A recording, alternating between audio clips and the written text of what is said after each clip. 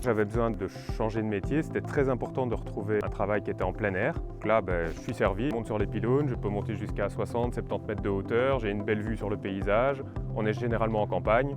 C'est parfait quoi. Je suis un ancien ouvrier en parc et jardin. Je me suis lancé un peu dans l'aventure, voir ce que ça donnait, ça m'a bien plu. On monte très haut, on peut monter sur les plus gros pylônes qui sont à 190 mètres, donc il ne faut vraiment pas avoir le vertige.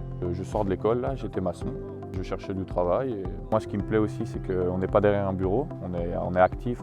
Donc la formation, c'est de la théorie et directement de la pratique. On a d'abord été sur un petit pylône d'essai pour voir si on était à l'aise en hauteur, de pouvoir se déplacer sur le pylône. Et après, on a fait un stage directement en entreprise. J'étais direct mis dans les équipes Iris. C'était très bien, on a dû passer le VCA, l'échafaudage. J'ai accueilli Nicolas et Tyson au tout début de leur formation. Très content de leur parcours, de leur évolution. Volontaires, ambitieux, courageux, c'est des qualités qu'il faut pour ce métier. Très dur, mais très beau métier. Je travaille avec Nicolas, on est deux. On va monter à l'échelle jusqu'à la tête. Aujourd'hui, on peint la moitié. D'abord, on vient en décap, on enlève la rouille, la calamine et la mousse. On fait la première couche et la finition.